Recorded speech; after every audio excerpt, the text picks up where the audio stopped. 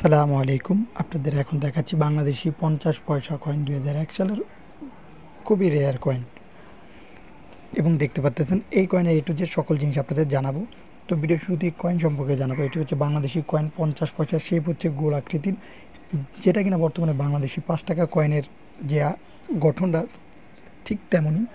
এবং এটা হচ্ছে স্টিলের তৈরি, ওয়েট হচ্ছে 260 গ্রাম এবং ব্যাস হচ্ছে 2930 মিলিমিটার।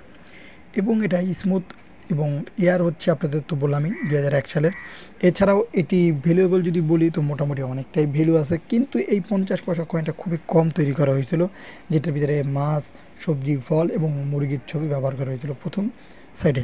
এবং এইটা যারা বিক্রি করতে চান বা কিনতে চান, কত টাকায় কিনবেন বা বিক্রি করবেন সেই হিসাবে বলবো। তো ভ্যালু সম্পর্কে প্রথমে বলবো, বর্তমানে এইসব কয়েনগুলো যারা বিক্রি করবেন তারা মিনিমাম 200 টাকার উপরে বিক্রি করার চেষ্টা করবেন আমার মতে, কারণ যেহেতু ভাই 2001 সালের আর বর্তমানে কত সালে এটা তো আপনারা জানেনই। আর আপনার জিনিস আপনি চাইলে 50, 160 টাকা, 100 টাকা, 200 টাকা বা 1000 টাকাও বিক্রি করতে পারেন, এটা আপনাদের ব্যক্তিগত বিষয়। কিন্তু আমি এটা একটা অ্যামাউন্ট দিয়ে বলবো যে যারা বিক্রি করতে চান এটার মূল্য কখনোই 100 বা 50 টাকা না, যেহেতু ভাই পুরনো জিনিস এগুলোর মূল্য প্রতিনিয়তই বাড়ে এবং ভবিষ্যতে এগুলোর মূল্য বাড়বে। যদি এগুলো জমিয়ে বা যত্ন সহকারে রাখতে পারেন তাহলে আমি আপনাদের বলবো এগুলো ভবিষ্যতে অনেক অনেক টাকা মূল্য হবে, তখন হতে পারে কয়েক হাজার থেকে লাখ টাকা, এটা ভবিষ্যতের কথা। যত বেশি পুরনো হবে তত মূল্য বাড়বে, হতে পারে 2030 সাল, 35 সাল, 40 সাল, এরকম করতে করতে যত বেশি পুরনো হবে তত বেশি মূল্য বাড়বে।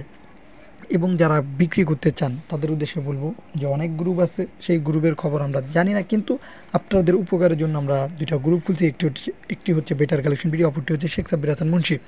আপনারা যদি বিক্রি করতে চান পুরনো যে কোনো কয়েন, নোট বা স্টাম্প, যে কোনো জিনিস পুরনো, সেখানে পোস্ট করে ধৈর্যশীলভাবে থাকলে ইনশাল্লাহ বিক্রি করতে পারবেন। তাড়াহুড়ো না করলে ইনশাল্লাহ বিক্রি হবেই। এবং বিক্রি করার ক্ষেত্রে আপনারা সরাসরি দেখার মাধ্যমে এবং এক হাতে জিনিস দিবেন, অপর হাতে জিনিসের টাকা বুঝে নেবেন, এইভাবে বিক্রি করার চেষ্টা করবেন। কখনোই কুরিয়ার বা অন্য কোনো মাধ্যমে বিক্রি করার চেষ্টা করবেন না, এতে করে যে কোনো সময় প্রতারিত হওয়ার সম্ভাবনা থাকে। তো দেখা হবে নতুন কোনো ভিডিওতে, ভালো থাকবেন।